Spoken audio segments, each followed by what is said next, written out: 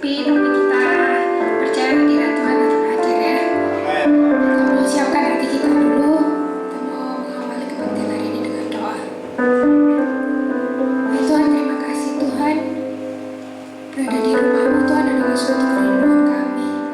Dan kami bersyukur pada pagi hari ini kami boleh dapat kesempatan untuk sekali lagi beribadah Tuhan. Bapa, kami percaya ya Tuhan, Kau hadir di tempat ini. Kau hadir melawat setiap kami Tuhan. Bahkan teman-teman kami yang dalam perjalanan ya Tuhan, Kau yang tibakan mereka di tempat ini ya Tuhan. Dan siapkan hati setiap kami Tuhan untuk memasuki hadirat-Mu Tuhan. Kami serahkan Tuhan kebaktian ini dan ke dalam tangan-Mu. Kau bertata di atas segala pujian kami, bertata di atas setiap hati kami Tuhan. Dalam nama Tuhan Yesus kami berdoa. Amin. Pagi ini saya mau mengawali dengan satu ayat. Saya diingatkan dengan ayat 1 Samuel 16 ayat 7. Di situ dikatakan kalau bukan apa yang dilihat manusia yang dilihat Allah. Manusia melihat apa yang di depan mata, tetapi Allah melihat hati. Nah, sekarang pertanyaannya, apakah hati kita ini layak dipersembahkan buat Tuhan? Gitu. Saya sendiri mungkin tenggelam dengan kesibukan ya, jadi kayak sudah lama nggak ngecek kondisi hati gitu loh. Apakah hati ini layak untuk dipersembahkan kepada Tuhan? Ternyata setelah dicek, banyak sekali. Kayak misalnya kemarahan, mungkin sakit hati, nggak mengampuni orang lain, atau mungkin apa yang bisa kita timbun dalam hati kita. Pagi hari ini kita mau sama-sama melihat hati kita dan juga menyerahkan segala pergumulan kita pada Tuhan. Kalau mungkin ada sakit hati, ada kebencian, atau ada apapun yang mungkin kita tidak bisa lepaskan dengan kekuatan kita, ada dosa-dosa yang kita masih simpan, kita mau minta tolong, kita mau serahkan pada Tuhan Yesus.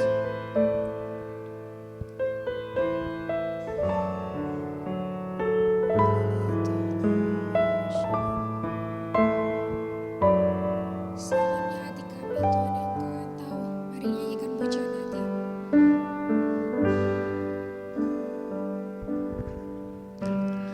Hanya Kau tempatku berlindung, hanya Engkau laguku dan kekuatanku. Izinkanlah ku datang menyembah, membawa syukurku.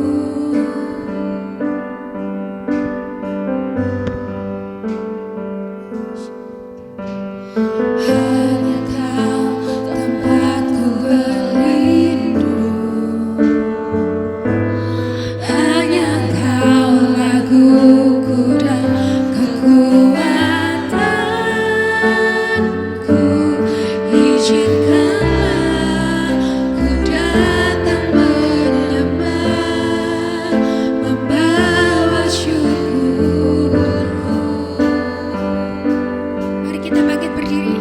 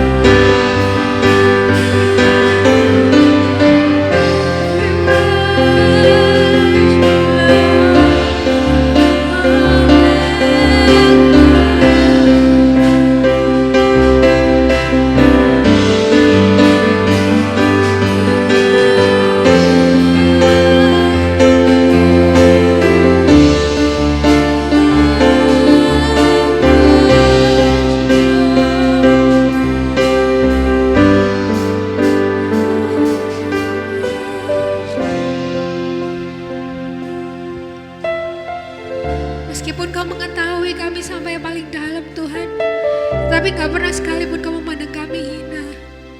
Dan kami bersyukur Tuhan kami memiliki Allah seperti-Mu Tuhan. Dan biarlah dalam kasih-Mu Tuhan kami tidak take it for granted Tuhan, tapi kami mau Tuhan Kau bentuk semakin menyerupai Engkau Yesus. Bentuk setiap kami Tuhan. Bila ada dosa-dosa, ada kemarin, ada kebencian apapun yang kami simpan dalam hati kami mau dalam nama Yesus Kau yang lepaskan itu semua Tuhan. Dan Kau gantikan dengan kasih-Mu Yesus. Mari sembah Yesus.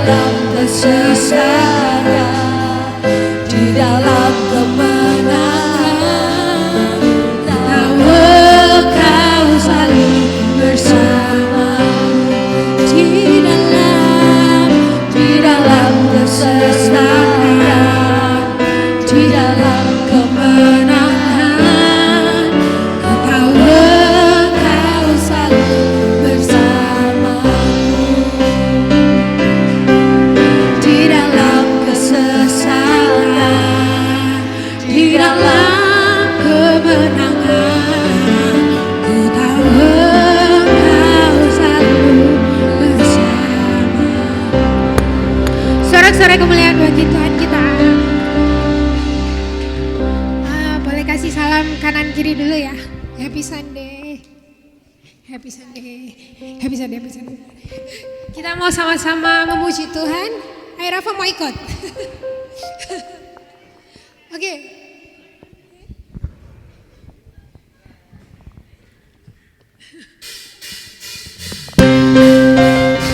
Kita mau bersuka cita bersama-sama ya.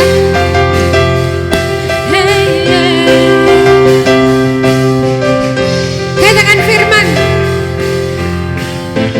Firman terangi jalanku, perisai iman di setiap waktu,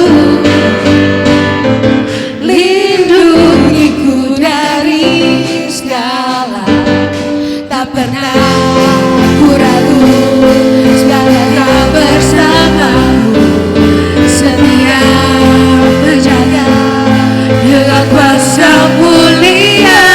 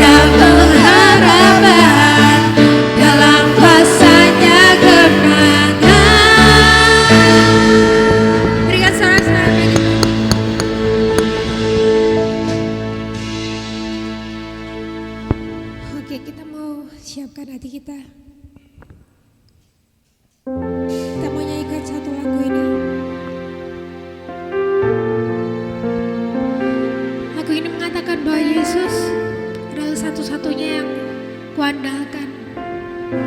Biar lagu ini boleh menjadi doa setiap kita di tempat ini. Apapun pergumulan yang kita hadapi, jangan andalkan kekuatan kita sendiri.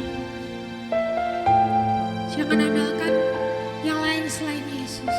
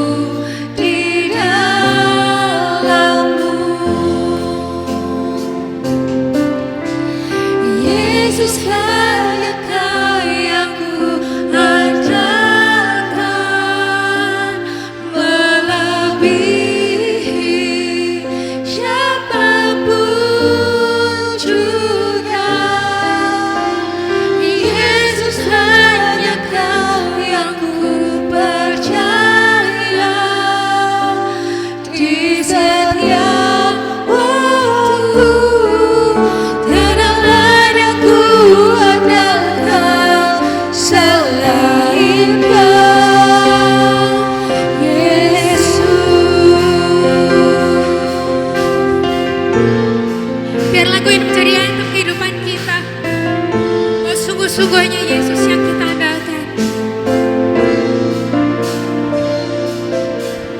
Ku perlu Engkau Yesus, haus jiwaku menantikanmu. Ku percaya Kau penuh pengharapan.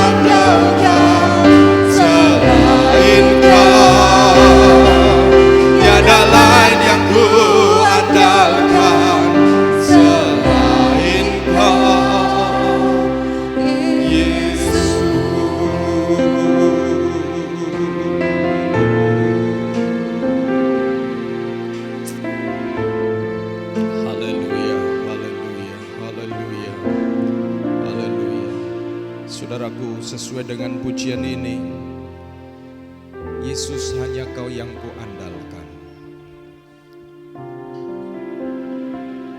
Dimanapun posisi saudara-saudara, kadang-kadang orang berpikir ketika frase Yesus Kau yang kuandalkan itu terpikir hanyalah bagi mereka-mereka yang sedang ada dalam kebutuhan, mereka yang merasa lemah, mereka yang merasa ada dalam kondisi terjepit. Saudara, kata-kata Yesus Kau kuandalkan bukan hanya bagi mereka pada waktu zaman Yesus yang buta, yang lumpuh, bukan hanya itu saja. Tapi Yesus yang Kau andalkan itu juga bagi Nikodemus, seorang yang tidak kekurangan suatu apapun, seorang yang penuh dengan pengetahuan, tetapi hatinya merasa bahwa ada sesuatu yang kurang di dalam hidupnya. Itu sebabnya Nikodemus malam-malam mendekati Yesus dan bertanya, bagaimana guru supaya saya bisa masuk ke dalam kerajaan surga? Yesus yang kuandalkan berbicara tentang kesadaran bahwa selain hidup ini ada Allah yang besar, yang Dia membuka kesempatan bagi kita untuk mengalami sesuatu yang kita tidak bisa alami kalau hanya berdasarkan kehidupan kita sehari-hari. Kita perlu jamahan Tuhan. Nikodemus dijamah oleh Tuhan, sehingga sekalipun dia seorang Farisi, pada akhirnya hatinya menjadi lembut. Saudara perlu jamahan Tuhan. Karena ketika engkau dijamah oleh Tuhan, engkau sadar bahwa kekuatan kita terbatas, pengetahuan kita terbatas. Apa yang kita anggap sebagai sebuah planning yang fix sebenarnya tidak fix. Masih banyak hal yang bisa terjadi. Kita perlu belajar mengandalkan Tuhan. Biarlah pagi hari ini kita bersama-sama datang kepada Tuhan. Kalau ada di antara engkau yang merasa, Tuhan saya perlu Engkau, saya perlu jamahan-Mu Tuhan.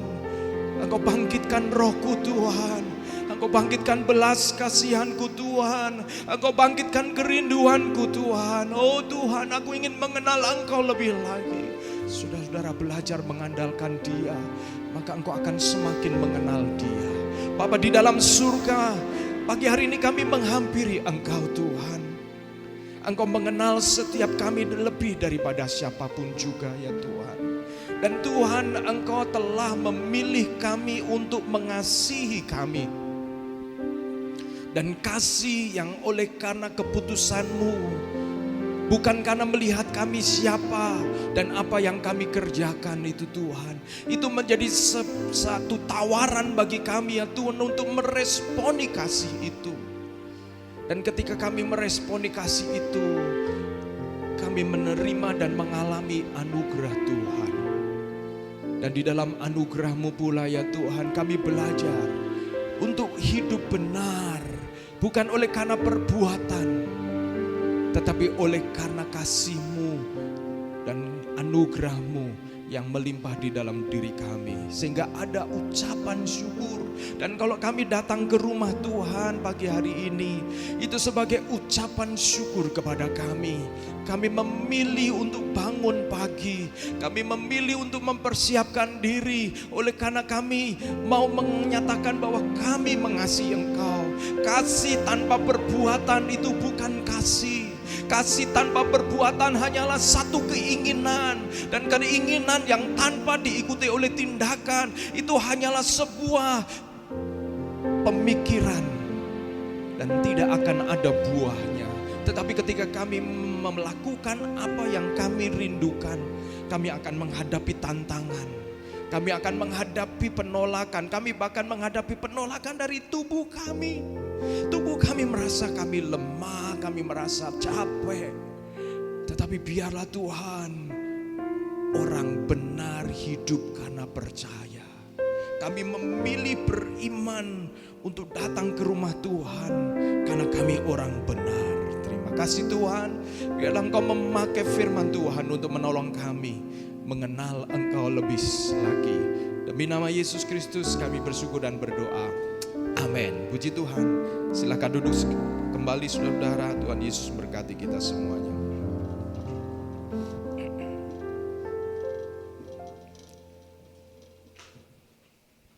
Puji Tuhan, terima kasih buat tim worship yang sudah melayani kita semua saudara-saudara, dan juga saya mengucapkan selamat pagi kepada saudara-saudara yang hadir dalam ibadah kita di akhir bulan Agustus ini. Ya, saudara-saudara, di akhir bulan Agustus, dan senang kembali bertemu dengan saudara-saudara. Saya mengucapkan juga welcome home untuk Yohana dan April, ya, mahasiswa yang sempat berlibur, ya saudara-saudara, pulang ke rumah masing-masing, tidak lagi makan sebagai anak kos, ya saudara-saudara, bisa nambah lauknya dan sebagainya, menyenangkan ya, dan kembali lagi berjuang untuk mengejar cita-cita. Demikian juga saudara-saudara yang hadir pagi hari ini, saya juga mengucapkan selamat datang buat saudara-saudara yang tadi malam mengikuti acara wedding saudara-saudara, dan pagi hari ini saudara memutuskan untuk tetap bangun pagi dan datang ke rumah Tuhan. Saudara-saudara, saya mengucapkan congratulations ya, selamat saudara-saudara, saudara belajar disiplin ya saudara-saudara, belajar disiplin. Ada satu buku yang berjudul The Loss of Happiness ya, of Discipline ya. Jadi the loss of virtue. Jadi satu disiplin yang mendatangkan kebahagiaan itu seolah-olah hilang, karena seolah disiplin itu ya gambarannya selalu tidak menyenangkan. Menarik sekali, tapi saya tidak mau bahas itu saudara-saudara. Nah saudara-saudara, berapa waktu yang lalu saya ketika sempat sakit flu, kemudian bangun pagi, dan waktu bangun pagi telinga saya sebelah kiri seperti tidak mendengar dengan sempurna, begitu ya saudara-saudara. Dan waktu saya bangun, saya coba kenapa ini, saya coba bersihkan, saya coba macam-macam begitu ya, kasih air hangat untuk kemudian mungkin ada sesuatu yang menyumbat. Tetapi saudara-saudara tetap tidak beres begitu ya saudara-saudara. 1 hari, 2 hari, lama-lama saya merasa tidak enak. Dan sebenarnya berapa waktu yang lalu saya waktu pelayanan itu sebenarnya masih telinga saya kiri tidak terlalu mendengar ya saudara-saudara. Dan pada akhirnya saya pikir, wah saya beli obat pembersih telinga ya, pembersih telinga yang di dalam indikasinya kemudian fungsinya yaitu membersihkan telinga, di mana mungkin ada hal yang keras gitu yang sudah mengeras lalu kemudian menjadi lumer begitu ya saudara-saudara. Saya beli saudara-saudara karena saya coba menghindari pergi ke dokter ya, pergi ke dokter. Ini saya nggak pernah seperti ini pasti bisa dibereskan begitu ya saudara-saudara. Dan setelah saya obati, besok harinya tidak seperti yang saya harapkan ya. Malam-malam saya minta Ibu Lili menetesi di telinga saya begitu dengan harapan besok paginya ada mujizat. Terjadi sesuatu, saya berharap besok paginya telinga saya plong begitu. Tetapi ternyata tidak seperti yang saya harapkan, dan akhirnya saya putuskan untuk pergi ke dokter setelah kemudian saya waktu itu mesong ya, habis selesai mesong di Adiasa. Kemudian saya putuskan dengan Ibu Lili, ayo kita ke dokter aja, saya ingin beres. Dan setelah di dokter saudara-saudara, hanya 5 menit saudara, dibuka telinga saya, ditanya apa keluhannya, saya sampaikan keluhannya, dan kemudian dokter ambil alat, langsung kemudian bersihkan telinga saya saudara-saudara. Dan waktu saya dibersihkan telinganya, saya terkejut saudara-saudara. Wow, di lubang yang kecil ini tersimpan banyak rahasia saudara. Dan kemudian telinga kanan saya juga dibersihkan dan kemudian langsung plong. Wow, lalu dibersihkan dengan air. Dan kemudian dokternya mengatakan, Pak gimana Pak? Oke, terima kasih, sudah cukup. Lalu apalagi Pak gitu. Lalu saya diperiksa, kemudian Oh, Bapak kena flu juga ya, oke. Mau saya tulis resep untuk beli obat flu? Oh, saya bilang nggak usah lah. Ini kalau flu saya biasa bisa sembuh sendiri, tapi telinga ini rupanya nggak bisa. Dan setelah itu saudara, menarik. Telinga saya menjadi lebih peka daripada sebelumnya. Jadi saya seperti kayak apa? Kayak superhero gitu loh ya saudara, yang film-film gitu. Jadi saya seperti saya kemudian pulang naik mobil gitu, roda ini bisa terdengar gitu ya, gitu ya. Wih, dan bukan itu saja saudara, saya sikat gigi itu bisa, wah seperti benar-benar apa ya, seperti kalau hidup gitu ya saudara. Wah, dan bukan itu saja, waktu mandi pagi, air waktu shower begitu ya, kena tubuh saya, kulit saya itu bisa terdengar cepet gitu ya. Dan air yang jatuh ke lantai itu juga terdengar tak gitu ya. Wow. Dan treble-nya itu lebih tajam saudara. Makanya waktu kalau sekarang ibadah itu telinga saya lebih sensitif di depan ini saudara. Dan wah, saya bilang untung yang main bukan Eka ya saudara. Tadi. Dan saudara, saya berpikir bahwa sebelumnya telinga saya itu normal mendengar seperti itu dan itulah kesanggupannya. Tetapi ketika benar-benar dibersihkan, ternyata kemudian saya lebih bisa mendengar lagi. Hari Jumat yang lalu saya ada tamu rekan baru dari Jerman ya saudara. Kami ada janji ketemu di Malang dan kemudian saya ketemu dan waktu saya ngobrol dalam bahasa Inggris, kenapa ya bahasa Inggris saya banyak treble-nya gitu ya saudara. Kayak enak kedengarannya gitu ya. Kalau sebelumnya rasanya medok gitu saudara. Banyak bassnya gitu, beratnya. Ini lebih ringan gitu, lebih crunchy. Omongan bahasa Inggris saya ini benar atau karena telinga saya? Saudara, poinnya saudara. Saya pikir banyak orang Kristen yang telinganya itu tidak peka dengan suara Tuhan saudara. Sehingga banyak hal yang kemudian sebenarnya membuat dia terganggu gitu. Membuat dia tidak bisa menemukan keindahan-keindahan yang sebenarnya itu memang indah saudara. Yang sebenarnya itu indah dan membuat saya terus terang setelah itu saya menjadi makin percaya diri gitu saudara. Saya merasa wow, ini luar biasa, kenapa saya tidak lakukan dari dulu-dulu begitu ya. Dan bukan itu saja, saya ngobrol dengan teman saya baru ini, orang Jerman ini, kami ngobrol dan sore harinya saya menghadiri sebuah wisuda di saat saudara sekolah Alkitab Asia Tenggara, sekolah yang luar biasa diberkati Tuhan, fasilitasnya wow, ini sekolah ini wow dibandingkan sekolah yang saya pimpin saudara, wah jauh sekali saudara, karena sekolah ini benar-benar donaturnya luar biasa. Auditoriumnya itu saudara, itu auditorium yang sound system gak terlalu perlu seperti apa, tapi kita semua sampai di ujung-ujung bisa dengar itu. Wow, akustiknya bagus dan tapi yang saya sampaikan, saya ketemu lagi teman saya ini saudara, dan ketika ketemu kami ngobrol dan karena telinga saya menjadi lebih baik, saya merasa lebih confident, saya merasa lebih apa yang saya lakukan, apa yang saya dengar, semua menjadi lebih jelas saudara. Bagaimana dengan telinga rohani saudara?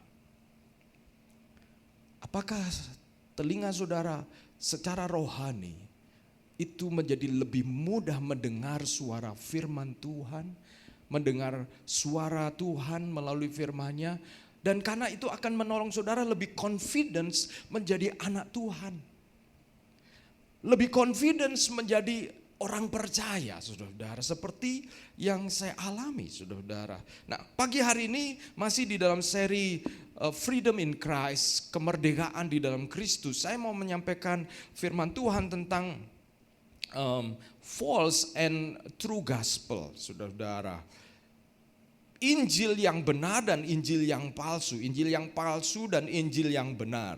Nah saudara, saya tidak mau masuk di dalam perdebatan saudara. Saudara perlu tahu ya saudara, kekristenan begini, agama, kalau kita bicara agama Kristen adalah salah satu agama yang paling demokratis, saudara-saudara. Apa maksudnya begini, saudara-saudara? Memang ada kalangan-kalangan, tetapi saudara-saudara, contoh ini, kekristenan mengenal Alkitab yang diterjemahkan ke dalam berbagai macam bahasa. Ya, saudara bisa temukan itu. Karena kita menganut pemahaman bahwa pewahyuan Tuhan itu harus bisa dimengerti oleh anak kecil. Dan kita menganut bahwa dunia harus diselamatkan sehingga Injil harus diterjemahkan, saudara-saudara. Sehingga saudara-saudara bisa belajar firman dari bahasa saudara sendiri. Bahasa kita, bahasa Indonesia. Kalau saudara fasih bahasa Mandarin, saudara bisa baca bahasa Mandarin. Jadi kekristenan adalah agama yang demokratis, di mana ingin, apalagi kalau kemudian saudara-saudara menjadi berada di gereja Pentakosta karismatik, saudara-saudara, itu jauh lebih demokratis lagi. Kenapa? Karena antara pelayan Tuhan, antara imam dengan jemaat itu jaraknya nggak jauh, saudara-saudara. Nah, kalau saudara-saudara pergi ke gereja-gereja non Pentakosta karismatik, Protestan, maka saudara akan menemukan simbol-simbol bahwa imam itu jaraknya dengan jemaat cukup jauh. Imam harus pakai jubah itu, saudara-saudara, untuk menunjukkan Anda imam. Jemaat pakai jubah itu nggak boleh, saudara-saudara. Anda harus lulus sekolah, Anda harus memenuhi kriteria tertentu. Dan harus memiliki keterampilan-keterampilan tertentu, menguasai lulus ujian dan sebagainya, saudara-saudara. Dan bukan itu saja, saudara-saudara, tetapi dari baju, dari mimbar. Mimbarnya biasanya tinggi. Dan Alkitab biasanya dibawakan oleh penatua. Jadi untuk menunjukkan bahwa imam itu ada di sana dan jemaat itu di bawahnya, saudara-saudara. Dan jarang, saudara-saudara, di gereja-gereja seperti itu yang khotbah itu bisa turun seperti ini, saudara-saudara. Nah, ini menunjukkan sebenarnya ada teologi di balik itu. Tetapi Pentakosta karismatik yang khotbah itu bisa jalan-jalan, saudara-saudara. Ini lebih demokratis. Nah, dalam hal pengajaran hati-hati, saudara-saudara. Kedemokratisan bukan berarti kemudian, saudara-saudara, semua orang boleh kemudian memikirkan, melakukan hal-hal yang kemudian, saudara-saudara, ya itu isi hati saya, saudara. Kenapa? Karena di dalam kedemokratisan tersebut, saudara, tetap ada urutan pengajaran, saudara. Urutan pengajaran. Yang pertama itu kalau biasanya seperti sebuah piramid segitiga begitu. Yang pertama ini adalah yang inti. Yang inti ini nggak boleh diganggu, saudara-saudara. Yang inti-inti yang menyatukan semua gereja Tuhan. Apa itu? Misalnya Tritunggal. Percaya kepada Yesus sebagai Tuhan dan Juru Selamat. Makanya kemarin saya bicara tentang one church, one gospel. Itu yang inti, saudara-saudara. Ini kalau dikorek-korek, maka identitasnya sudah beda lagi. Nah, saudara-saudara, yang inti ini, saudara ketemu dengan saudara kita Katolik, ketemu dengan saudara kita HKBP, GKI, saudara-saudara, yang inti ini sama. Yang inti ini sama, saudara-saudara. Yang inti sama. Yang inti sama. Kemudian lapis yang kedua itu, saudara-saudara, lapis yang mencirikan warna gereja atau denominasi. Mencirikan. Jadi kalau saudara ada di gereja itu, saudara belajar untuk, ya karena saudara ada di situ gitu. Saudara terima seperti saudara masuk ke rumah orang gitu ya, saudara. Semua keluarga itu punya orang tua dan anak, misalnya begitu. Itu secara umum sama begitu. Tapi begitu saudara masuk rumah orang, saudara akan berhubungan dengan aturan rumah itu. Nah, ini lapis kedua, saudara-saudara. Lapis kedua itu contohnya lapis kedua. Baptisan. Lapis kedua, saudara-saudara. Baptisan. Di lapis kedua ada gereja yang menganut baptisan selam.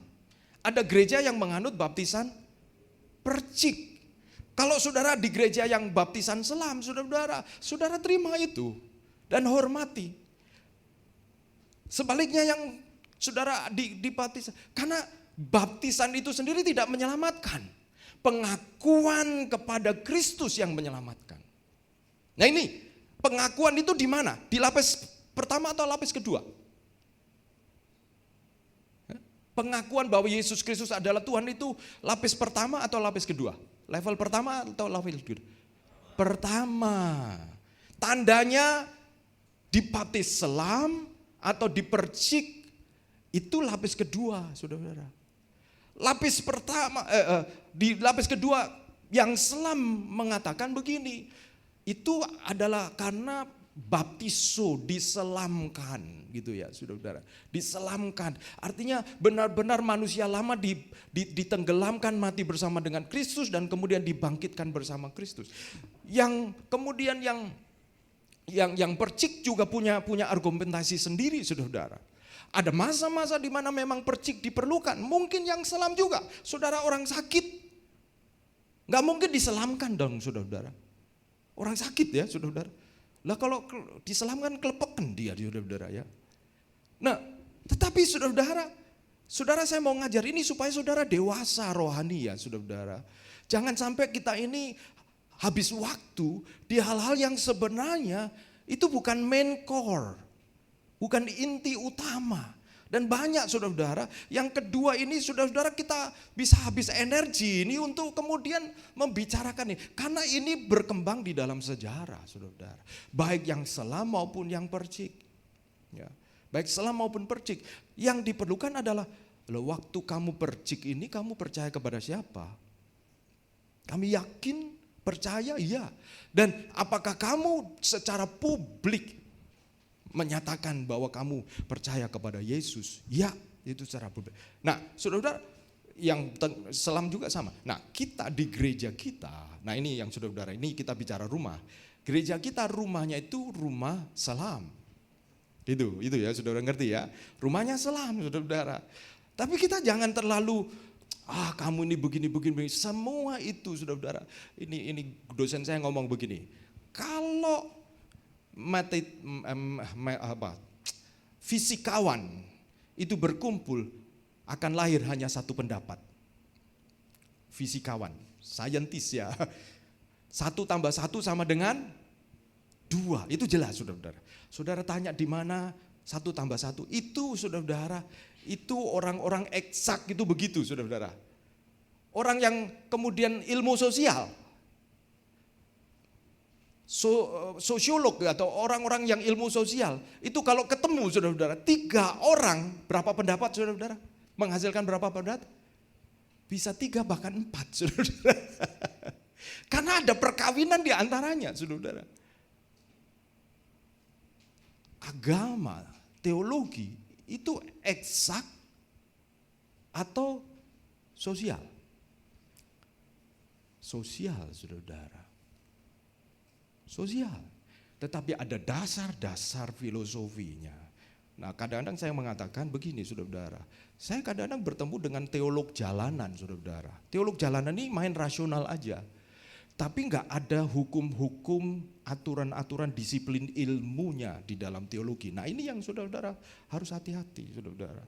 Sebab kita ini bisa kemudian mengotak-atik dan mencocok logi gitu ya saudara-saudara.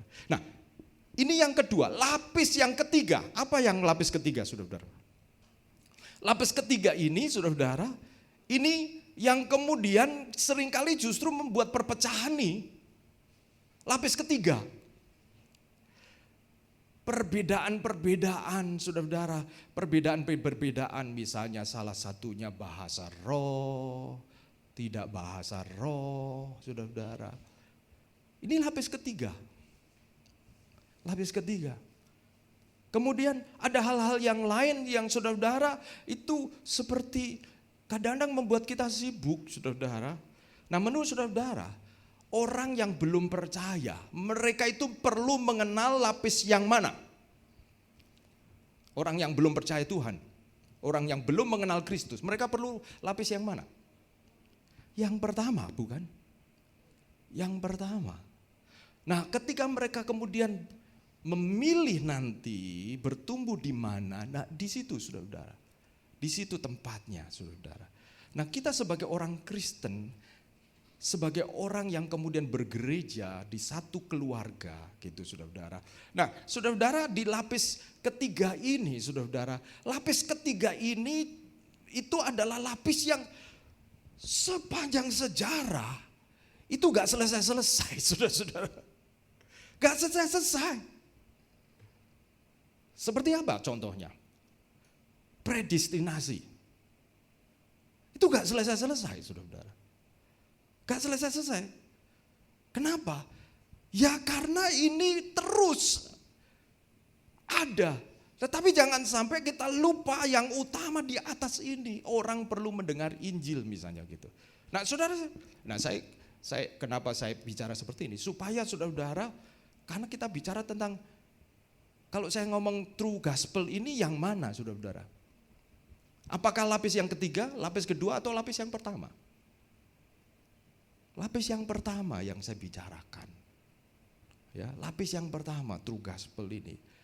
Injil yang benar. Nah, ini yang saudara-saudara, itu sebabnya supaya saudara-saudara bisa mengerti ini. Nah, saudara, saya mengajak kita saudara-saudara, nah dunia itu terus berkembang, zaman itu terus berkembang, dan setiap zaman itu ada tren. Ketika zaman ilmu pengetahuan dikuasai hanya oleh pemimpin-pemimpin gereja yang kemudian disebut sebagai masa kegelapan gitu ya saudara-saudara, di mana sulit ilmu pengetahuan berkembang begitu, maka saudara-saudara, Alkitab itu kemudian hanya dikuasai oleh para imam. Ada zaman seperti itu. Jemaat biasa enggak baca Alkitab saudara-saudara. Mereka hanya dengar saja dari para imam saudara-saudara. Hanya mereka. Maka kemudian apa yang terjadi? Yaitu ada tren yang muncul, yaitu jemaat itu kemudian menjadi jemaat yang pokoknya hanya dengar saja. Hanya dengar dari tradisi. Yaitu katanya begini, maka itu harus dia. Lalu kemudian ketika berkembang berikutnya, era berikutnya saudara-saudara, Renaissance, mulai muncul kecintaan kepada membangkitkan perkara hal-hal yang dari Yunani, mengapresiasi filsafat dan lain sebagainya. Mulai muncul tumbuh ilmu pengetahuan, lalu lahirlah modern, dan di dalam modern semua itu harus diukur dengan akal, rasio. Kalau enggak masuk akal itu enggak benar. Muncul sampai pada waktu itu. Tetapi ternyata ketika manusia terus melihat bahwa tapi ada hal yang namanya mujizat, ini enggak masuk akal. Tapi terjadi. Dan bukan itu saja, secara akal itu seolah mengatakan begini, kalau kehidupan kita itu semua mesin cuci ditemukan, semua fasilitas modern itu ditemukan, manusia itu menjadi lebih enak, maka manusia akan jadi lebih baik. Faktanya ternyata tidak. Sekalipun manusia punya segala sesuatu, tetapi faktanya manusia jahat tetap ada. Bahkan kemudian ketika terjadi perang dunia yang kedua, itu mata orang yang pada waktu itu berpikir tentang kalau modern membuat manusia itu jadi lebih sempurna, lebih baik seperti evolusi saudara-saudara. Manusia akan jauh lebih baik oleh karena penemuan-penemuan, tetapi pada akhirnya roh atau manusia hati yang jahat ini tetap padanya, sekalipun fasilitas lengkap, semua kemodernan itu membuat manusia seolah menjadi sempurna, tetapi belum tentu manusia menjadi lebih baik. Pada akhirnya oleh karena penemuan senjata, manusia membunuh satu dengan yang lain. Persoalan yang sama ada terjadi. Dosa. The most problematic things di dalam kehidupan manusia adalah dosa. Dosa di dalam pakai, di dalam baju, dosa di dalam orang-orang yang sederhana bisa saling membunuh hanya karena 20.000. Kita mengatakan, kenapa hanya 20.000? Saudara-saudara, 20.000 buat orang itu mungkin seperti 1 M buat kita. Mungkin begitu, saudara.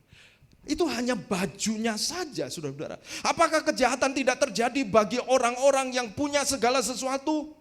Kejahatan tetap terjadi di sana. Hanya bajunya lebih mentereng, saudara-saudara. Dan repotnya pengadilan sistem manusiawi ini masih dipengaruhi oleh baju itu, saudara-saudara.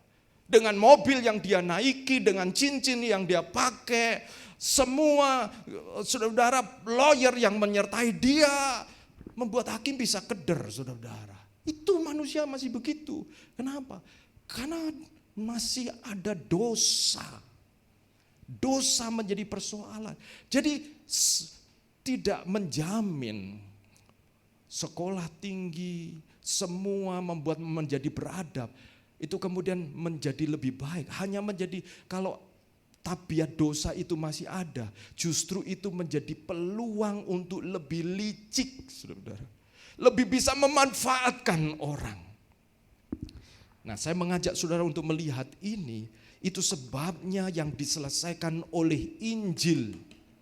Apa itu yang diselesaikan oleh Injil kita? Saudara-saudara, di dalam zaman yang terus berkembang ini, saudara-saudara, Rasul Paulus berkata di dalam Galatia, menuliskan di dalam Galatia pasal 3 dan 4. Galatia pasal 1 ayat 3 dan 4. Pasal 1 ayat 3 dan 4 mengatakan begini, kasih karunia menyertai kamu dan damai sejahtera dari Allah Bapa kita dan dari Tuhan Yesus Kristus yang telah menyerahkan dirinya karena dosa-dosa kita, menyerahkan dirinya karena dosa-dosa kita untuk melepaskan kita dari dunia jahat yang sekarang ini. Perhatikan saudara-saudara, Paulus mengatakan menyerahkan dirinya karena dosa-dosa kita. Bicara tentang dosa yang dimiliki, dosa yang penyakit dosa yang menghinggapi manusia.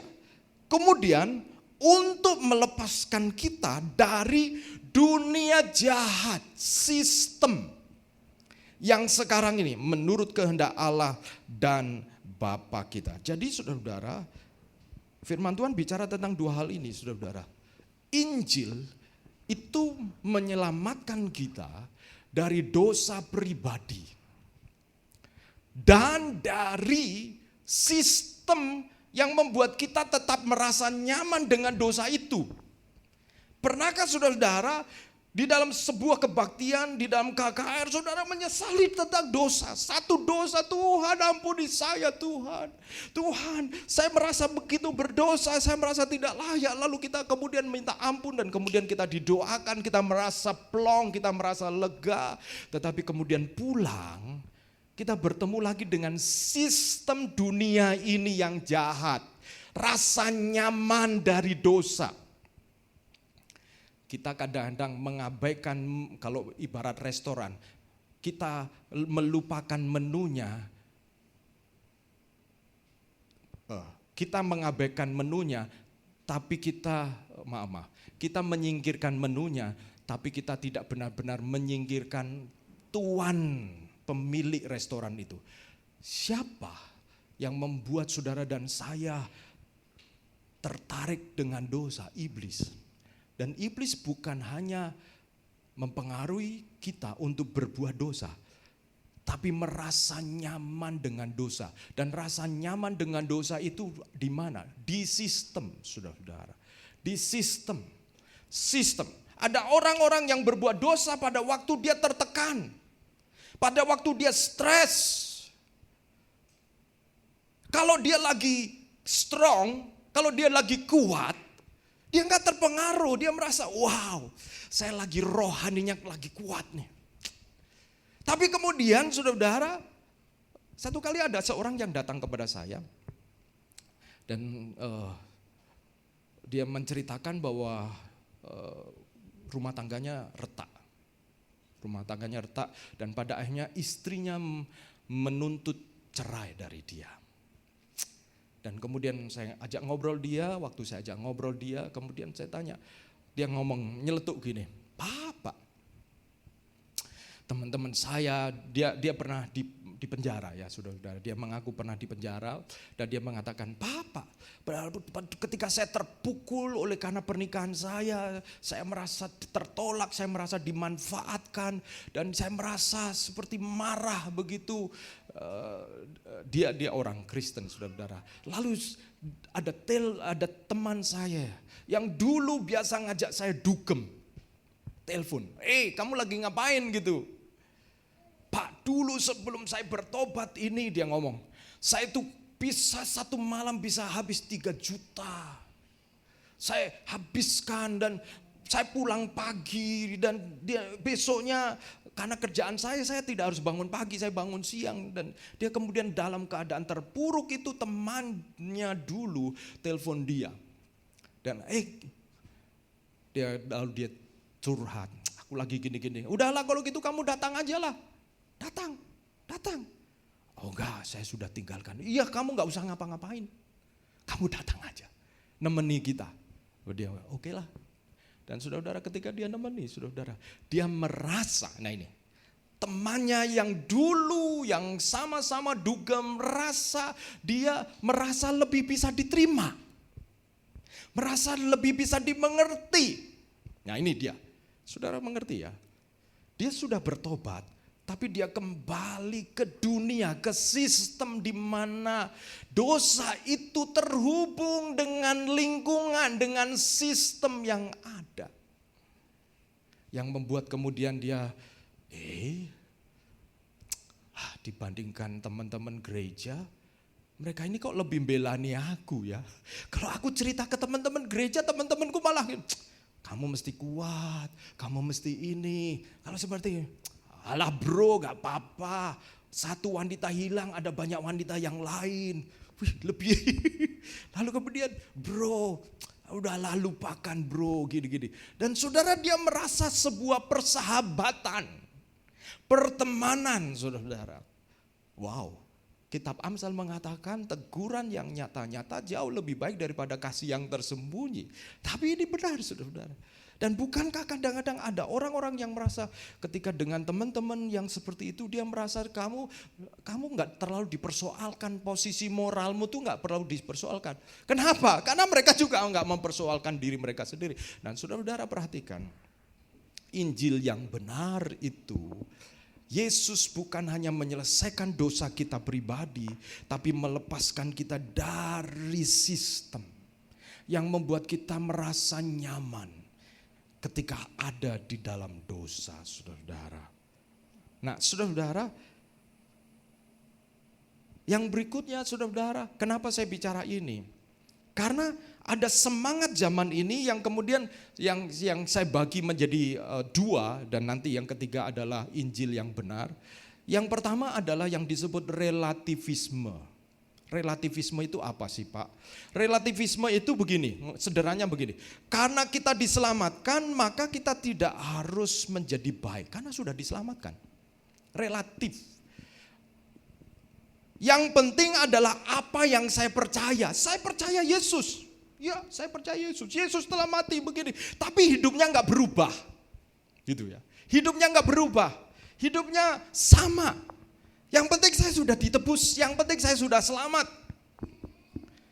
Dan dia seolah-olah begini, saudara-saudara. Sederhananya adalah dia hanya menambahkan Yesus di topping makanannya. Gitu ya.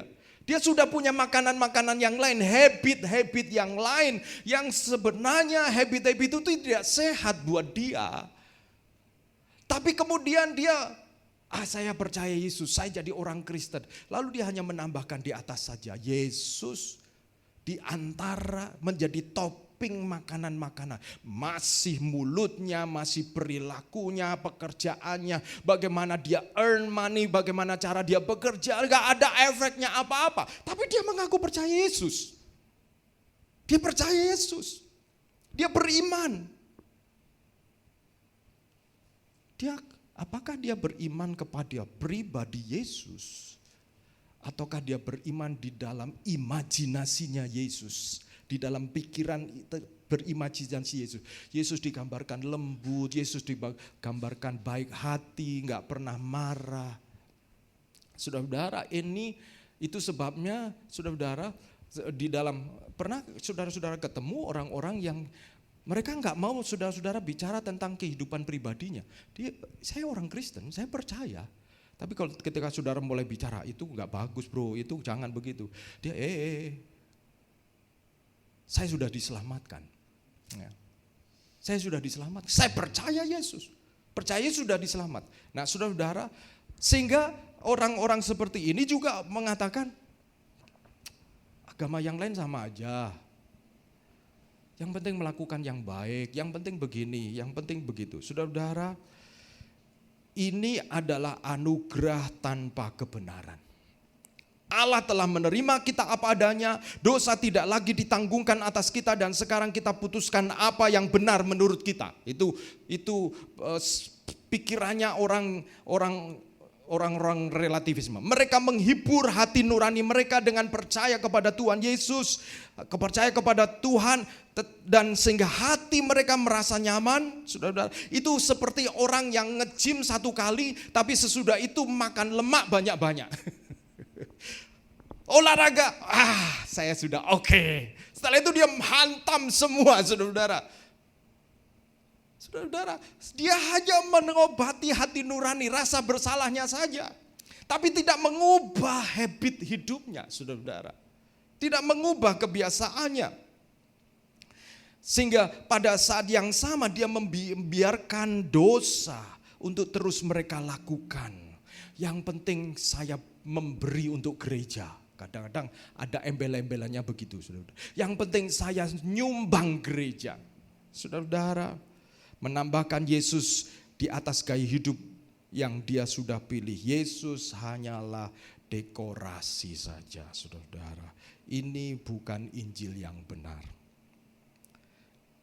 Karena Injil yang benar itu juga melepaskan kita dari dunia yang jahat, dari sistem, mengubahkan kita. Injil itu merasuk di dalam hidup kita sehingga itu mempengaruhi hubungan kita, mempengaruhi pertemanan kita, bagaimana kita bekerja. Injil Yesus Kristus itu masuk di dalam diri kita sehingga kemudian orang melihat kita seperti Yesus. Itulah saudara-saudara. Itu mempengaruhi kita bagaimana nilai-nilai tentang hidup di dunia yang sementara ini. Dan nilai-nilai yang kekal itu mempengaruhi kita semua. Mempengaruhi mengapa saya menikah. Kalau saya menikah ini tujuannya apa. Saudara-saudara, saya menikah memang. Saudara-saudara, saya menikahi Ibu Lili. Dan saya percaya tujuan pernikahan kami bukan sekedar untuk berbahagia.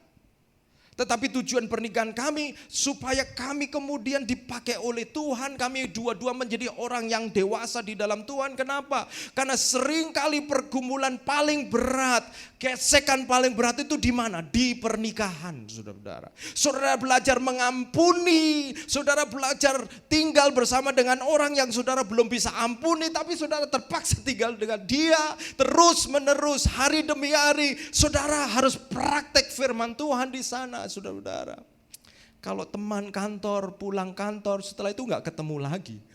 Tapi kalau pasangan kita, saudara-saudara, belum ada tekanan sosial. Jangan cerai ya. Cerai itu mempermalukan diri, mempermalukan keluarga ini. Sehingga kemudian kadang-kadang rumah tangga kelihatan utuh, tetapi sebenarnya di dalamnya keropos, saudara-saudara. Jadi saudara-saudara, sehingga muncullah nasihat-nasihat. Kadang ada orang yang menikah yang seperti ngomong, kalau kamu masih single, lebih baik single aja, jangan menikah. Jangan menikah. Kamu kalau sudah menikah gak bebas. Bukan hanya gak bebas pergi kemana-mana, tapi gak bebas dalam pengertian seperti benar-benar kamu bisa menjadi diri sendiri, melakukan apa yang saudara mau, saudara-saudara. Saudara-saudara, Injil yang benar itu juga bukan hanya membereskan dosa kita, tetapi mempengaruhi dunia yang jahat ini. Sehingga kalau pernikahan, kalau studi, semua itu juga dipengaruhi oleh Injil yang benar. Belajar menerapkan firman, Injil yang benar, saudara-saudara. Sebagaimana Yesus telah menebus dosa kita, Bapa mengampuni dosa kita, maka kita belajar mengampuni orang yang bersalah kepada kita, termasuk pasangan kita. Kita mungkin mengatakan, tapi dia gak berubah Pak. Dia gak berubah. Kalau begitu kenalkan dia kepada Injil Yesus Kristus yang sama, saudara-saudara. Makanya saudara, saya mendorong saudara-saudara bagi yang sudah berpasangan, saudara bertumbuhlah di dalam satu gereja supaya makanan rohaninya sama. Sana hari ini makan rawon ya makan rawon, komentari rawon saudara-saudara. Saudara hari, waduh Pak supaya variasi pasangan saya makan pecel, hari ini saya makan rawon di gereja yang berbeda. Oh saudara-saudara, belajar bertumbuh di dalam gereja yang sama karena itu menolong pernikahan kita.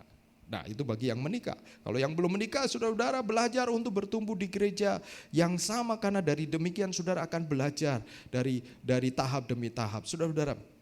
Dan yang kedua itu adalah moralisme. Moralisme itu apa? Kita harus menjadi baik supaya diselamatkan. Kita harus jadi baik supaya diselamatkan. Kadang-kadang tanpa sadar ini ada di alam bawah sadar kita itu seperti dorongan. Saya ini gak cukup bagus di hadapan Tuhan. Saya gak cukup layak, gak cukup berkenan di hadapan Tuhan.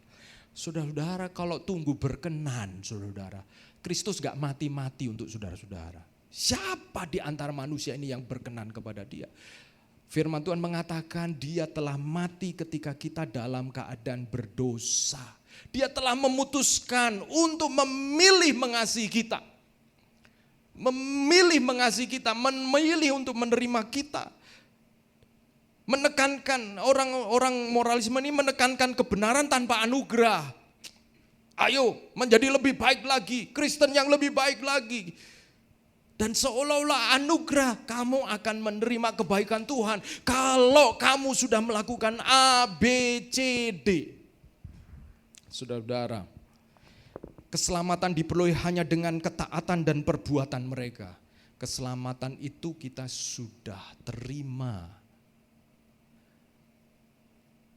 Yang kita hidupi adalah hidup buah-buah dari keselamatan. Saudara menghidupi orang yang sudah diselamatkan, orang yang sudah disucikan. Ya.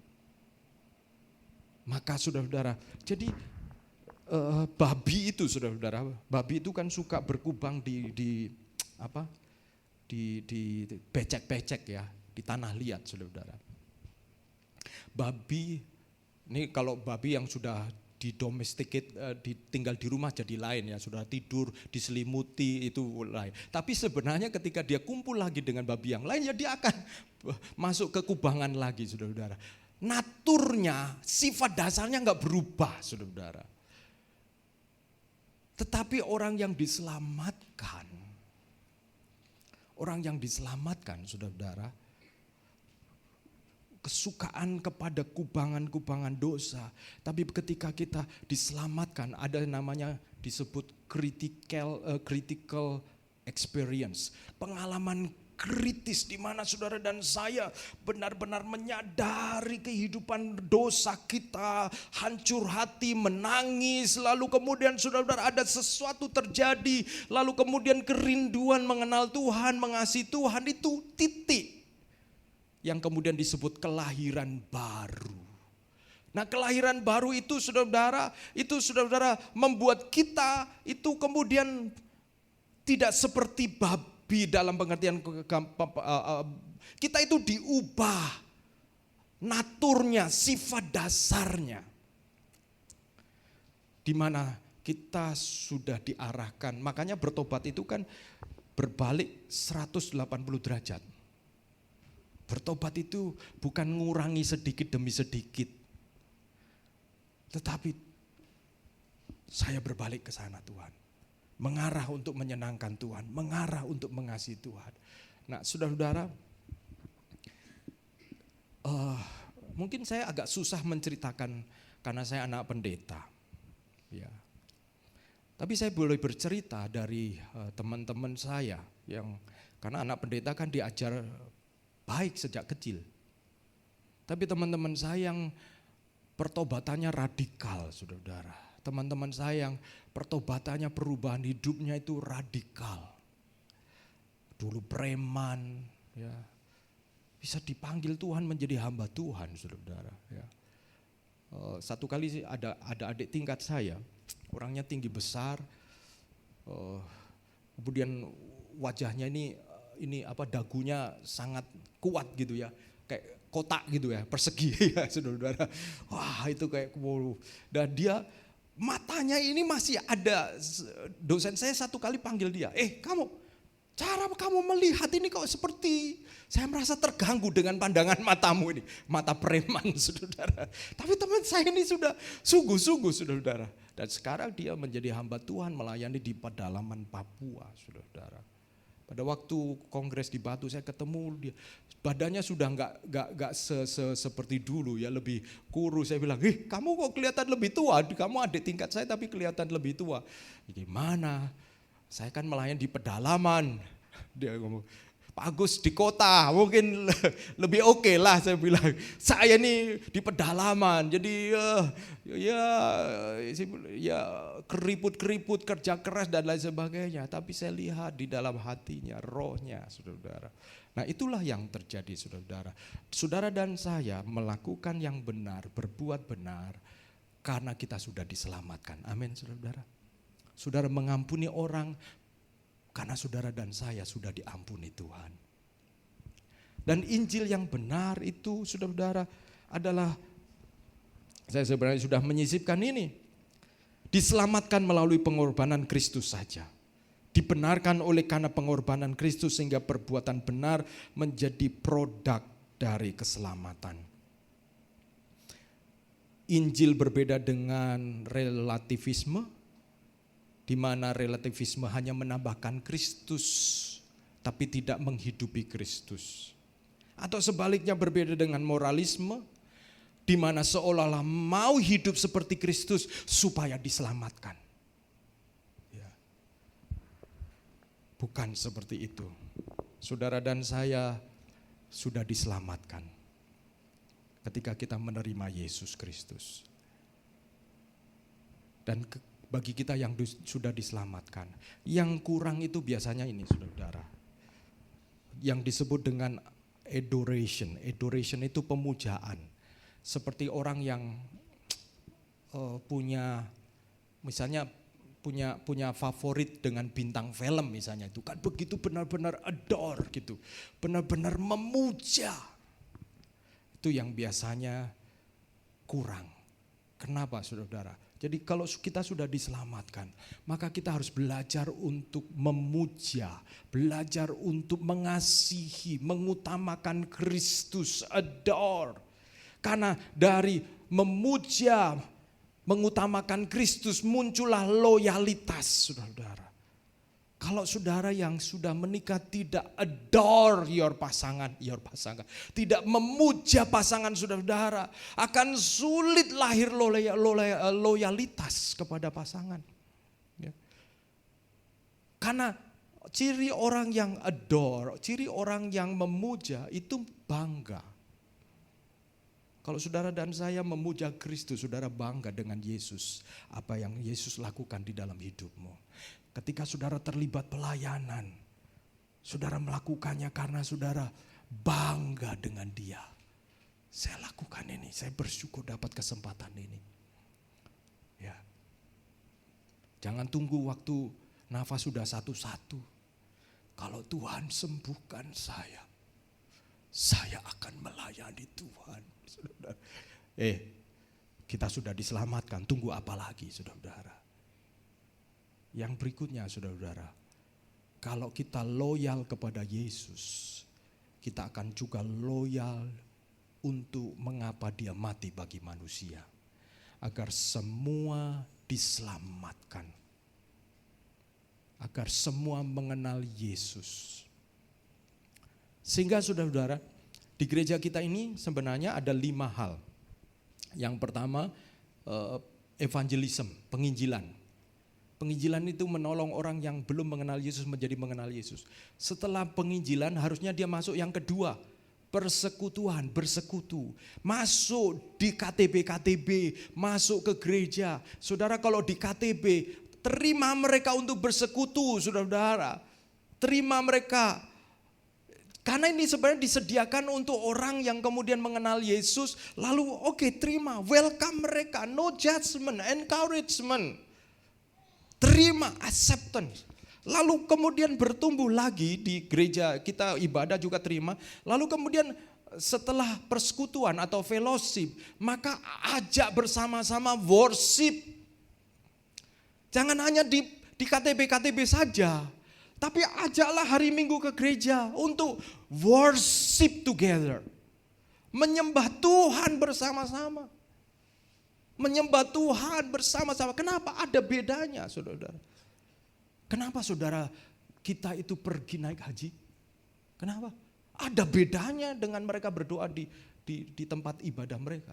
Ketika mereka bersama-sama di tempat itu, mereka wow. Ada sesuatu yang terbangun di sana. Nah, kita worship. Setelah worship apa, saudara-saudara? Di gereja kita kemudian ada yang berikutnya discipleship, pemuritan, dimuridkan. Supaya apa? Melayani, ministry. 5 hal ini. Sebenarnya ministry, kemudian discipleship. Terlibat pelayanan, melayani satu dengan yang lain. Lalu dimuridkan untuk apa? Dimuridkan untuk memuridkan orang lain lagi. Melalui evangelism, penginjilan. Nah ini kalau terus diputar, siklus ini berjalan, gereja kita itu sehat. Gereja itu sehat. Saudara, kalau saudara makan, nggak pernah dilepaskan energinya. Ya, asam urat. Yaitu kolesterol. Kita ini punya duit tapi nggak bisa makan sembarangan. Itu kan luar biasa ya. Tuhan ciptakan sistem di tubuh kita. Saudara bisa makan apa aja, tapi saudara punya limitnya. Kalau saudara langgar limit itu, saudara terima akibatnya.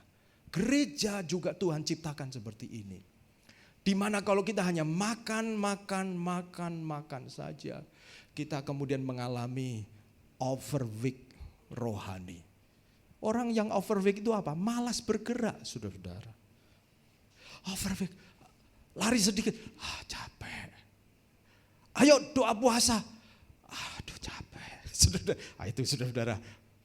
Belum nanti kalau kena asam urat, saudara. Asam urat itu bergerak sedikit sakit gitu ya. Bergerak sedikit, aduh. Ayo menginjil, aduh saya ditolak, ngeri. Saudara-saudara, ya saudara-saudara, sehingga kita hanya di zona nyaman saja. Ya udahlah kalau gitu kita makan secukupnya aja supaya nggak sakit. Kita jaga. Saudara-saudara, kita makan rohani supaya kita melakukan sesuatu buat pekerjaan Tuhan, kerajaan Allah. Kita ada kesempatan. Saudara tidak harus di blacklist karena saudara punya hubungan, saudara. Tapi teman kita dari Jerman harus diusir karena dianggap meresahkan, saudara. Dan waktu saya dengar itu, saudara, mari gereja Tuhan, kalau kita memiliki Injil yang benar, pasti akan mendorong kita untuk punya belas kasihan kepada jiwa-jiwa. Karena untuk itulah Yesus Kristus mati di atas kayu salib. Dan kalau energi kita itu kita rilis secara benar, kita lepaskan secara benar, saudara dan saya akan menjadi sehat karena saudara akan punya adik-adik rohani, anak-anak rohani di dalam Tuhan. Dan tidak semua gizi rohani ngumpul di kita saja. Tapi saudara bagi kepada orang lain, adik rohani saudara-saudara yang saudara menangkan dan muridkan di dalam Tuhan. Mari kita akan berdoa, saudara-saudara. Injil yang tidak benar mengarahkan fokus hanya kepada diri sendiri, mengarahkan fokus hanya pikir tentang gimana cara masuk surga, ya. Takut karena nanti ditolak di surga. Tapi tidak pernah atau jarang berpikir tentang menjadi seperti Yesus. Hanya pikir tentang kepentingan masuk surga saja. Saudara-saudara, Injil yang benar menolong kita untuk menghidupi Yesus, menghidupi Injil di dalam diri kita. Kalau ada orang sakit, saya tidak segan-segan berdoa, sekalipun dia mungkin sudah punya cukup jawaban untuk penyakitnya. Saya tidak segan berdoa. Karena saya tidak mau membatasi benih yang saya bisa tabur. Bisa jadi untuk persoalan penyakitnya sudah selesai. Tapi bentuk perhatian saya, kasih saya, firman Tuhan yang saya taburkan ketika saya sebelum berdoa menyampaikan, ada benih yang saya taburkan, yang saya percaya Tuhan bisa tumbuhkan. Kadang Tuhan bisa pakai sakit penyakit untuk orang itu mengalami kesembuhan, tapi tidak selalu. Kadang-kadang kasih yang kita tunjukkan mungkin tidak membuat orang itu disembuhkan, tapi dia mengenal ada sesuatu yang berbeda di dalam diri kita. Karena kita menghidupi Injil yang benar, saudara. Saya mengajak kita nyanyikan satu pujian ini, Tuhan yang besar, ku hidup karena percaya. Saudara, hidup karena percaya. Tuhan yang berjanji setia. Pengharapanku selalu ada di dalam-Mu. Ku tidak akan menyerah meski dalam kesesakan. Seluruh hidupku dalam genggaman-Mu. Aku punya Tuhan yang besar, yang telah berjanji dan sanggup menggenapi. Imanku bersepakat percaya kuasa-Nya. Ku terima sekarang kemenangan-Mu, kemenangan dari-Mu. Mari kita bangkit berdiri bersama-sama. Nyanyikan pujian ini. Ku hidup karena percaya, Kau yang berjanji setia. Pengharapanku selalu ada dalam-Mu. Ku tidak akan menyerah, ku tidak akan menyerah meski dalam kesesakan. Seluruh hidupku dalam genggaman-Mu. Aku punya Tuhan yang besar. Aku punya Tuhan yang besar, yang telah berjanji, yang sanggup menggenapi. Imanku bersepakat percaya kuasa-Nya.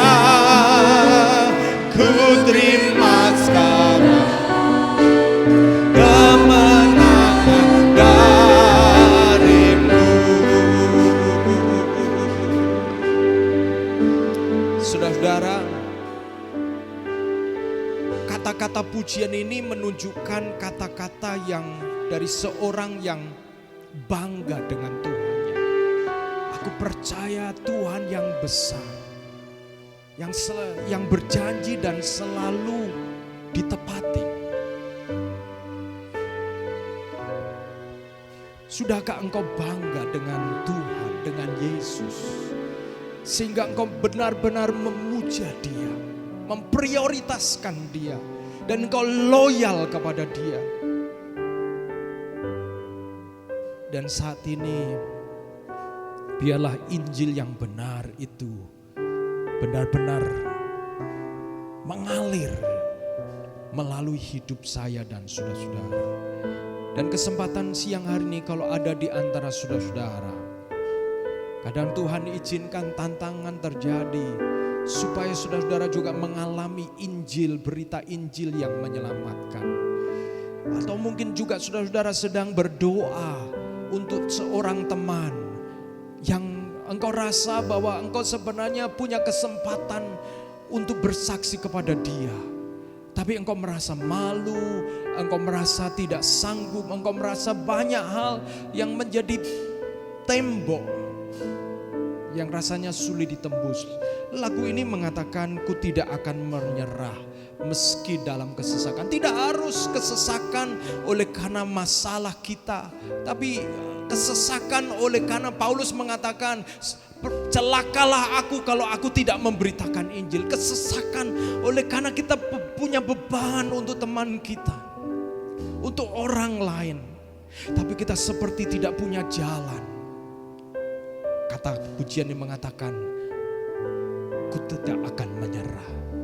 Yang ketiga, kalau ada di antara saudara-saudara yang ada di dalam pergumulan pribadi, Injil Yesus Kristus telah menebus dosa saudara dan melepaskan saudara dari dunia yang jahat. Oleh karena dunia yang jahat, kadang-kadang kita di dalam pekerjaan kita menemui masalah-masalah karena dunia yang sistem yang jahat. Saudara kadang-kadang mau rasanya menyerah karena saudara berlaku benar, tetapi dunia sistem ini tidak mensupport.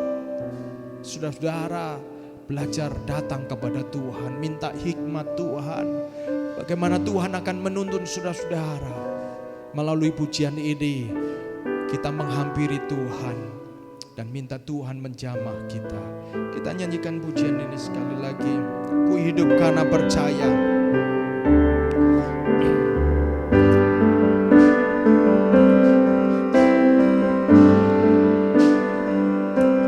Ku hidup karena, katakan percaya.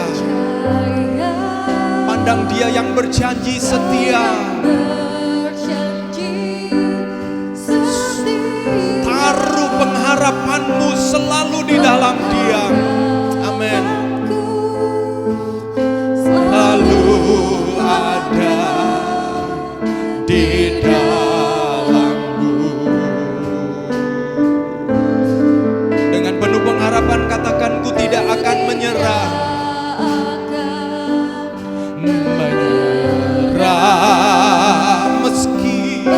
Meski dalam kesesakan, seluruh hidupku dalam genggamanmu.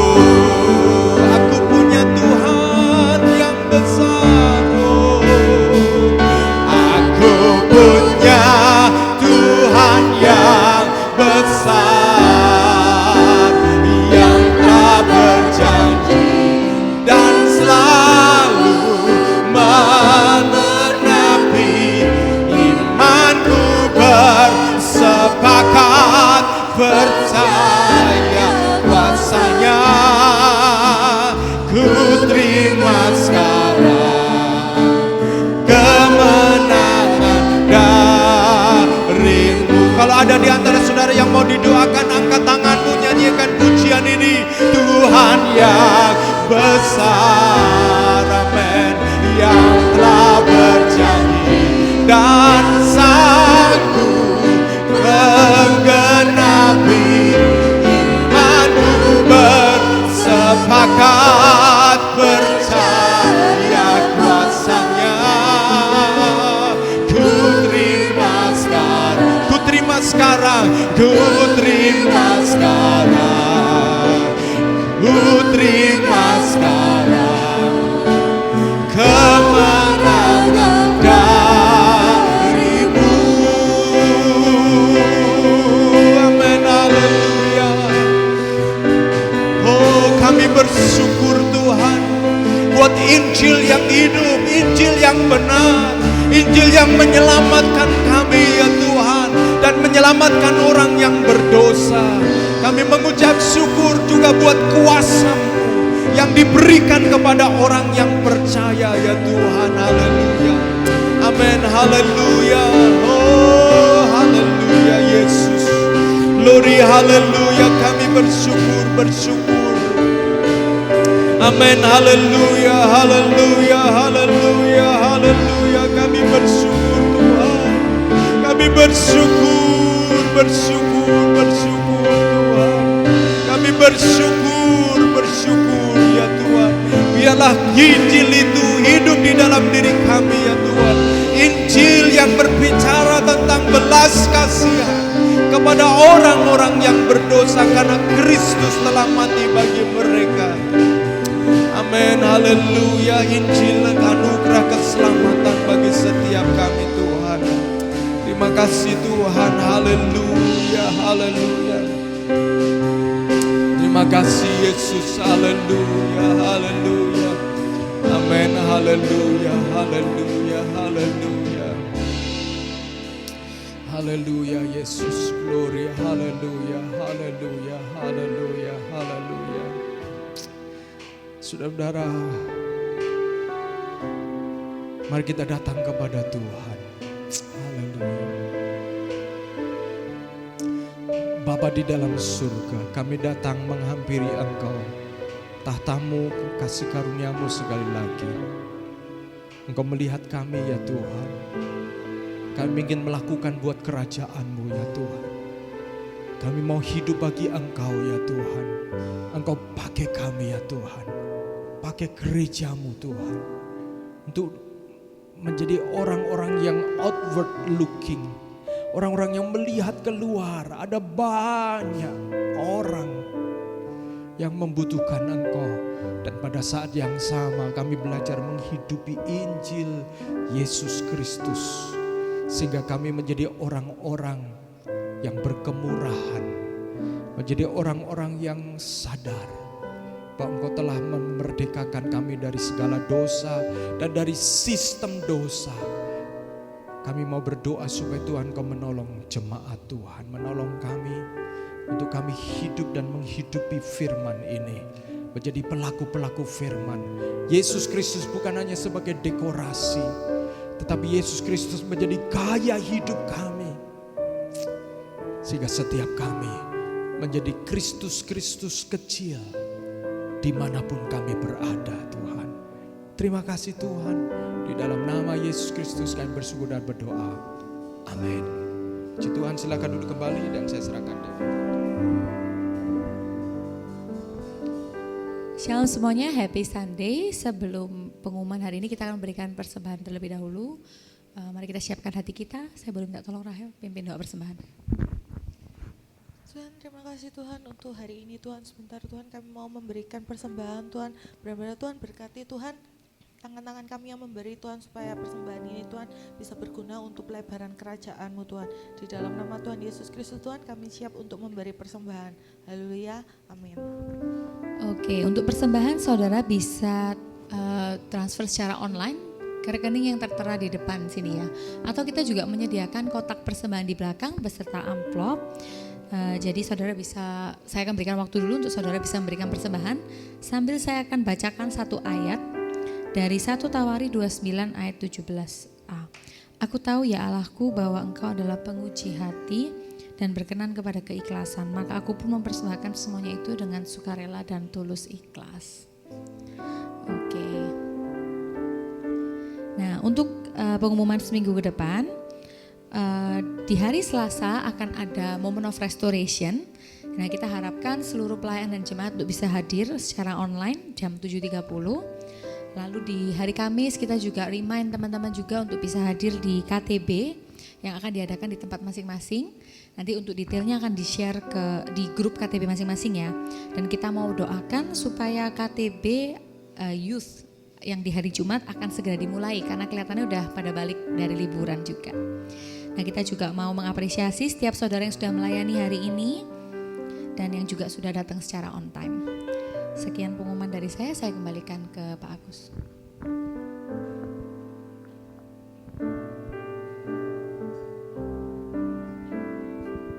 Terima kasih.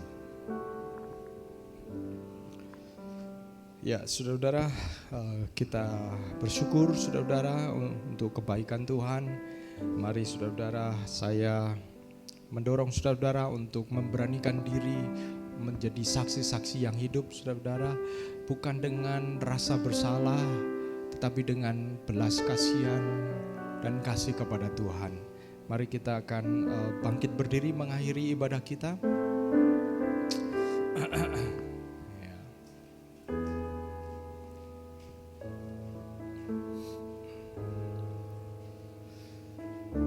Minggu depan sudah masuk bulan September, saudara-saudara. Wow, ini itu bulan-bulan September, Oktober banyak yang menikah ya saudara-saudara. Siapkan angpau saja. Kalau saudara-saudara orang terkenal yang banyak dikenal akan dapat invitation hampir mungkin setiap Sabtu. Selamat saudara. Makanannya kurang lebih sama saudara. Menunya kurang lebih sama saudara-saudara. Satu kali saya sampai, Sabtu lagi undangan, Sabtu lagi, sampai saya terakhir saya sudah lihat ini saudara. Tapi ya selamat menikmati saudara ya.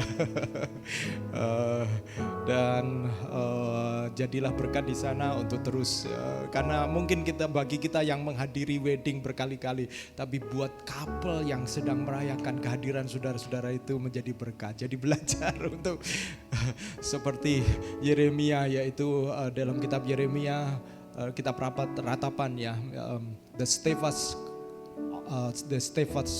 love of the Lord is new every morning. Kasih karunia Tuhan selalu baru setiap pagi. Kalau saudara diundang wedding, kasih karunia Tuhan baru buat saudara untuk menjadi berkat saudara. Dan buat saudara yang lain saya senang, buat keluarga-keluarga yang datang dengan babynya, buat saudara yang dari mahasiswa selamat datang, saudara mulai kuliah kembali bergumul di sana, dan semua saudara-saudara yang hadir pada kesempatan pagi hari ini, Tuhan memberkati saudara-saudara. Mari kita akhiri ibadah kita. Tuhan memberkati saudara-saudara di dalam bulan yang baru nanti saudara-saudara. Kayak Tuhan menolong dalam pekerjaan saudara-saudara, mendidik anak-anak, mengerjakan sesuatu yang baru. Tuhan memberkati saudara. Mari kita akan akhiri dan kita akan berdoa bersama-sama. Dan berdoa juga buat kalau ada yang sakit, mungkin yang kita kenal sakit, supaya Tuhan tolong ya saudara-saudara. Kalau ada anggota keluarga yang sakit, kita terus dukung di dalam doa, berdoa terus untuk papanya Rio, supaya Tuhan tolong juga saudara-saudara. Berdoa mereka yang bukan mereka ya, kali ini satu aja yang mengandung ya saudara-saudara, Velia dengan kehamilannya, Tuhan berkati. Dan mungkin ada di antara saudara bulan September ini akan melakukan traveling, biarlah kasih karunia Tuhan, God's mercy upon you.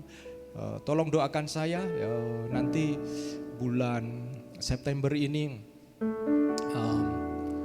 tanggal 8 sampai tanggal 19 saya harus melakukan perjalanan ke Filipina karena ada konferensi di sana saudara-saudara. Tolong doakan, dan saudara-saudara saya berharap jemaat Tuhan tetap dukung gereja ini. Nanti Ibu Lili datang. Saudara-saudara ya, yang jadi dijadwalkan guru sekolah minggu terus setia saudara-saudara ya. Doakan supaya saya sudah lama tidak melakukan perjalanan secara seperti lintas negara ini.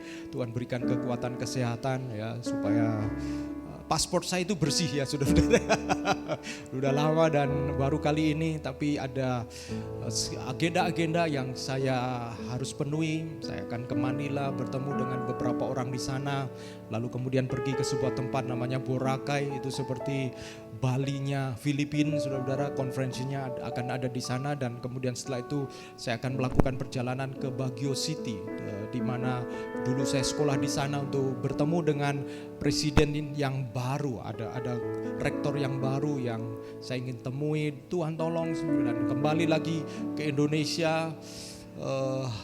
Saya singgah di Singapura karena saya ada janji ketemu atau mengunjungi beberapa rekan di Singapura, dan baru kembali ke Indonesia. Jadi cukup padat. Tuhan tolong, dan saudara tetap setia dukung pekerjaan Tuhan di sini saudara-saudara ya.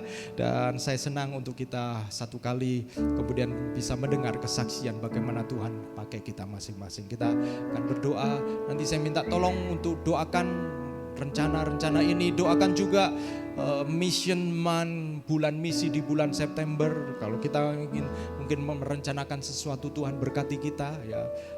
Saya minta tolong untuk Ibu Lili bisa maju ke depan mendoakan untuk hal-hal ini.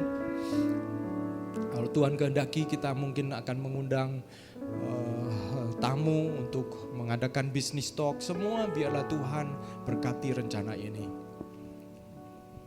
Mari kita berdoa. Tuhan, kami bersyukur padamu karena Engkau hadir tengah-tengah kami. Kami bersyukur ya Tuhan, biarlah firman-Mu, Engkau menolong kami untuk dapat memahami dan menjadi pelaku-pelaku firman-Mu. Engkau juga menolong dalam semua rencana ke depan yang akan kami lakukan dalam kehidupan kami masing-masing, termasuk Pak Agus yang akan mengadakan perjalanan. Tuhan, Kau jaga dan lindungi. Amen. Dan Kau membuat berhasil semua pekerjaan yang kami lakukan, yang kami rencanakan ya Tuhan. Jika kami menghadapi tantangan-tantangan di dalam kehidupan kami, Engkaulah Tuhan penolong kami, Engkaulah Haleluya. gembala kami yang baik. Engkau tidak pernah meninggalkan kami ya Tuhan.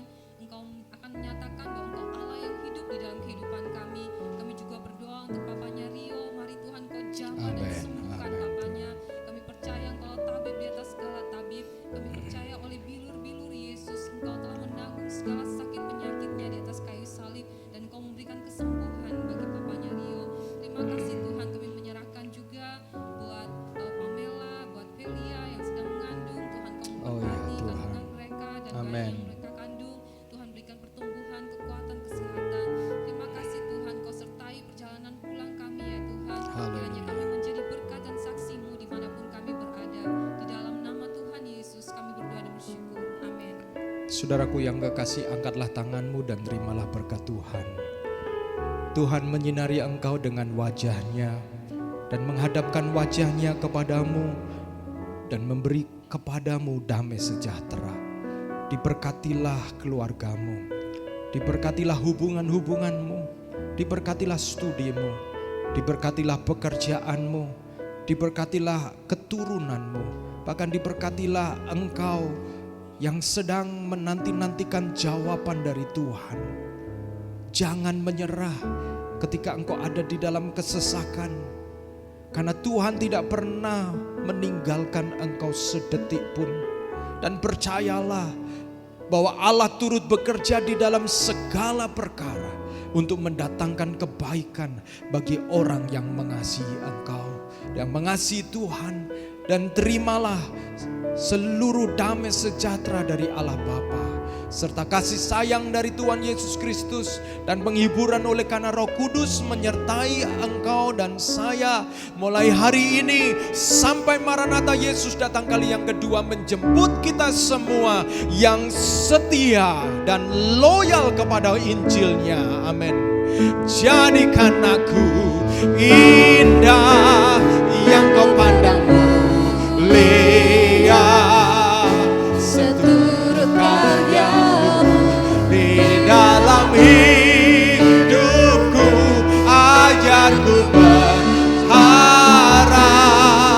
hanya kepadamu, taat dan setia kepadamu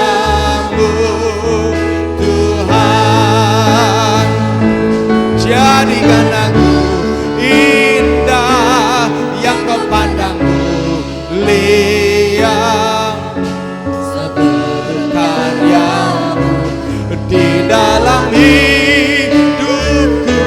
Ajarku berharap hanya kepadamu, taat dan setia, taat dan setia, taat dan setia kepadamu